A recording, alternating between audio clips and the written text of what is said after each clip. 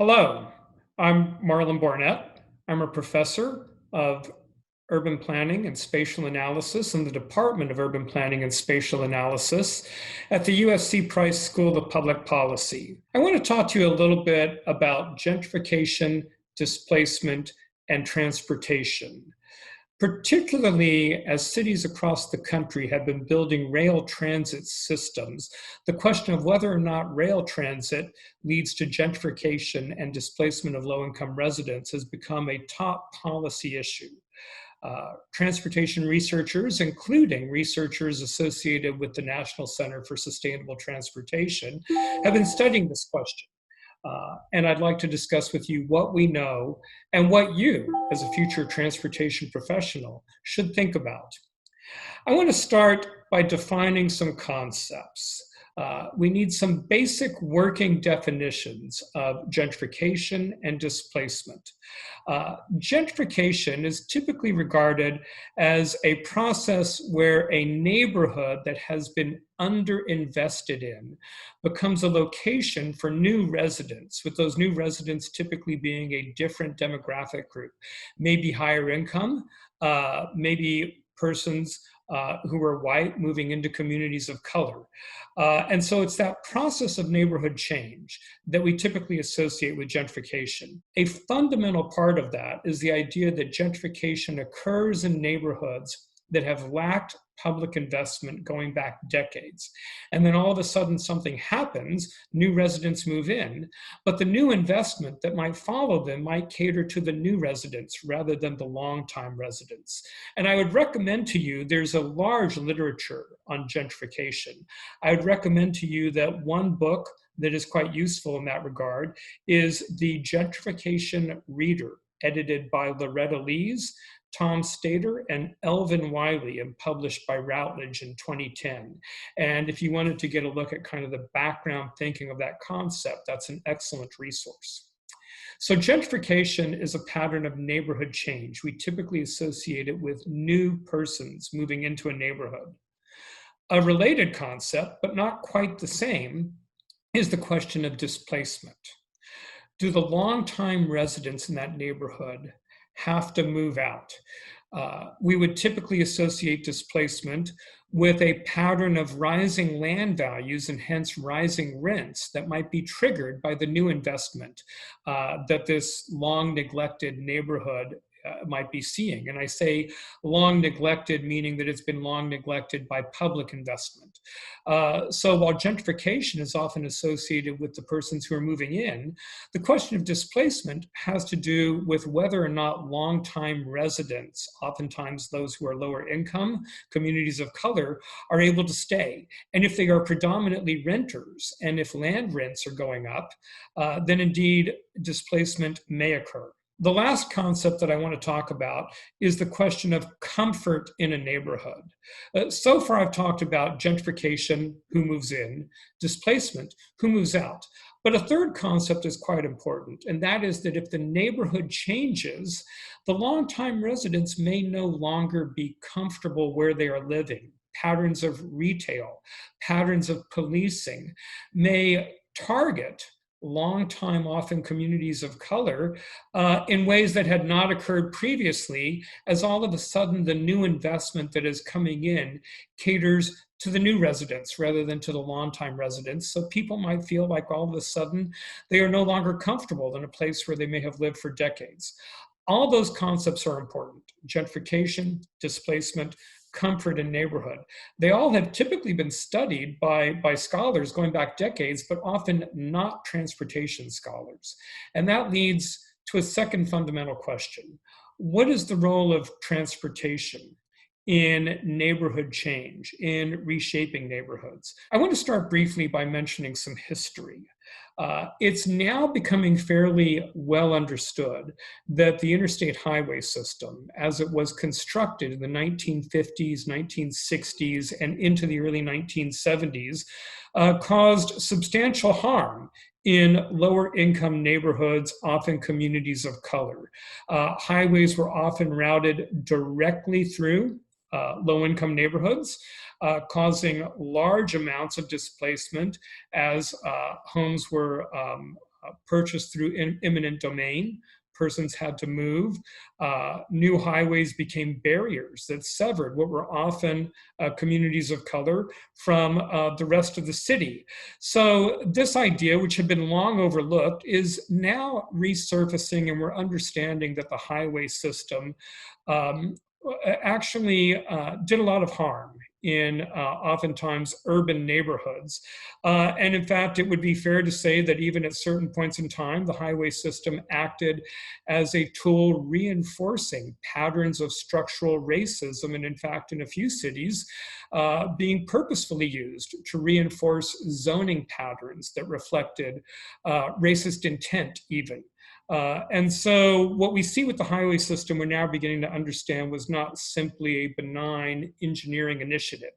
The question that is surfacing nowadays is whether our rail transit systems are doing the same kind of thing. And to think that through, we need to begin to think through how rail transit systems may be interacting with patterns of gentrification and displacement, predominantly through the land market. The places where this may be happening are anecdotally recognizable. If you think about the rail transit system in neighborhoods in Washington, D.C. or New York City, for example, you can spot neighborhoods where it does indeed appear that the rail system has opened up neighborhoods to patterns of gentrification and change. As an example, the rail system in Washington, D.C. has connected the 14th Street and U neighborhood to the rest of the city. That neighborhood is a long-standing African-American neighborhood. It is also a locus now for a lot of new development, a lot of gentrification. Quite possibly the concern would be whether there is also a lot of displacement of longtime residents.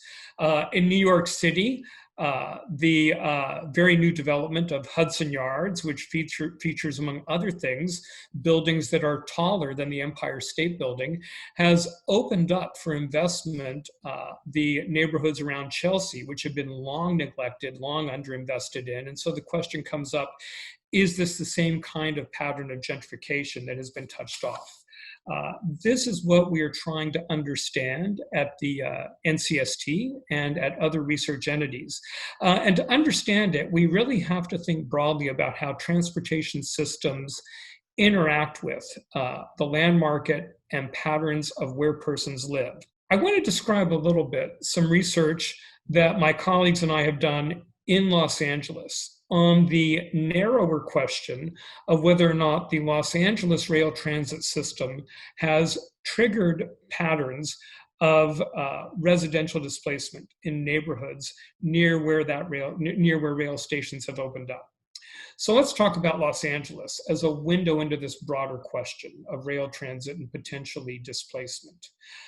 Los Angeles has 93 rail transit stations that have opened since 1990. What you may have imagined you might have thought of Los Angeles as the world's predominant automobile city. There was a time when that was true, but Los Angeles now is home to the most aggressive investment in rail transit of any city in the United States, certainly, likely any place in North America. 93 new stations, all open since 1990. 13 stations are under construction.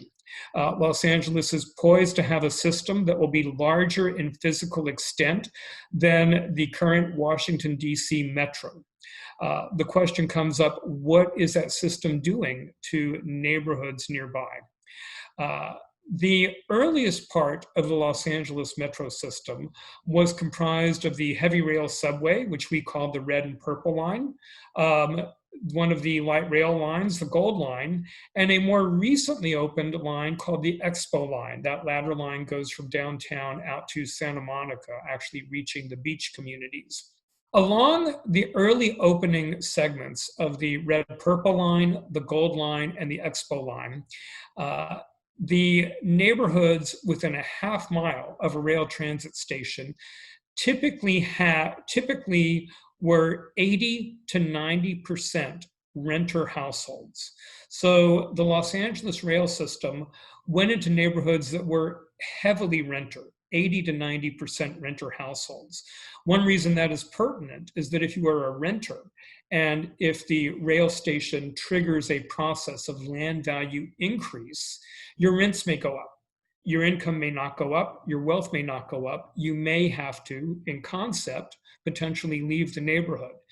If you are a homeowner, the same process could be triggered. Rail station comes in, your home value goes up. But if you're a homeowner, presumably you could recoup part of that, at least by selling the home. So the impact may not be the same. There would be a reason to possibly be much more concerned about rail stations going into predominantly renter neighborhoods, which is exactly what large portions of the Los Angeles rail system did, going into neighborhoods that were 80 to even 90% renter households.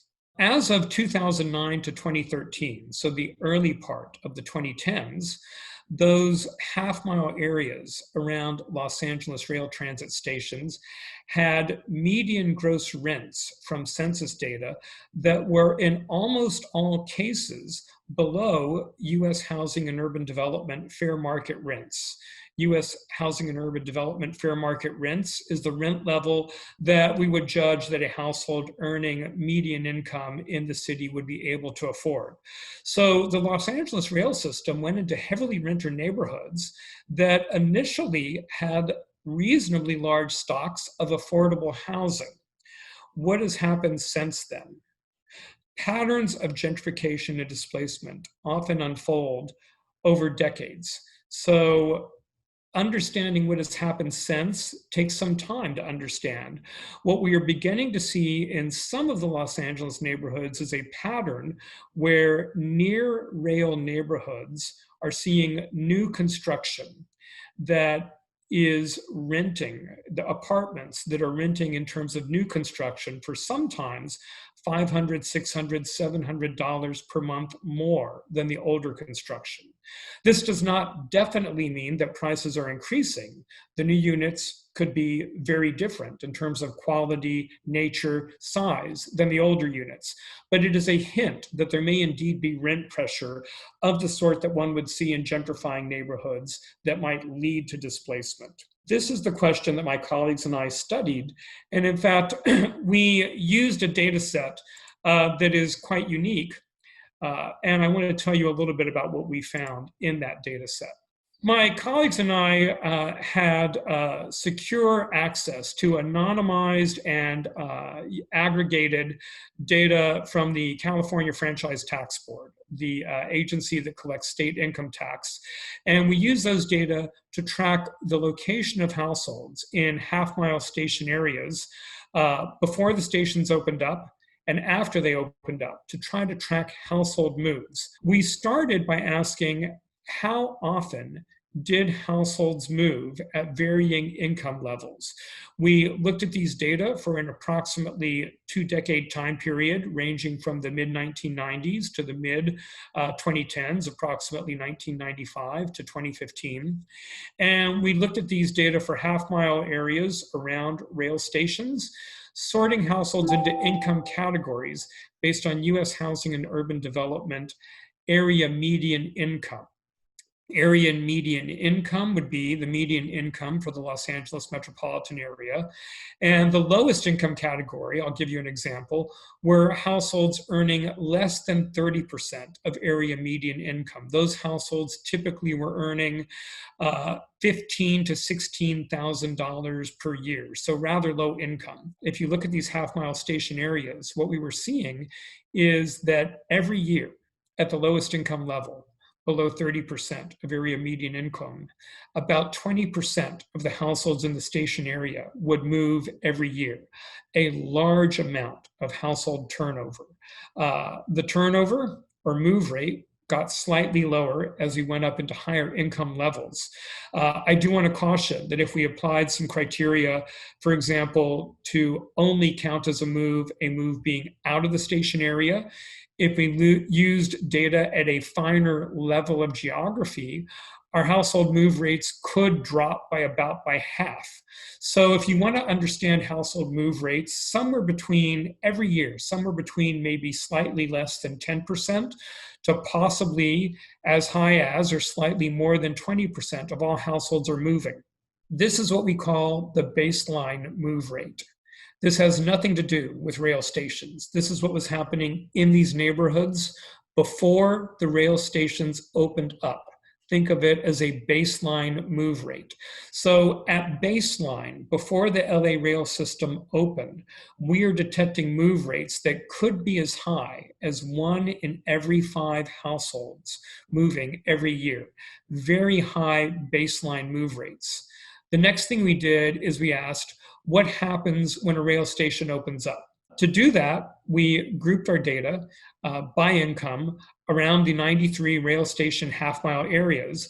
And for every one of these 93 rail station half-mile areas, we picked what we can call a control neighborhood, a nearby neighborhood, also a half-mile in radius, that demographically is quite similar to its matched station area, but that does not have a rail station. And we use that to be able to mimic an experimental control group design. Using regression analysis, we then ask what happens when a rail station opens up to the rate of out movement of households in that rail neighborhood relative to their matched control group households.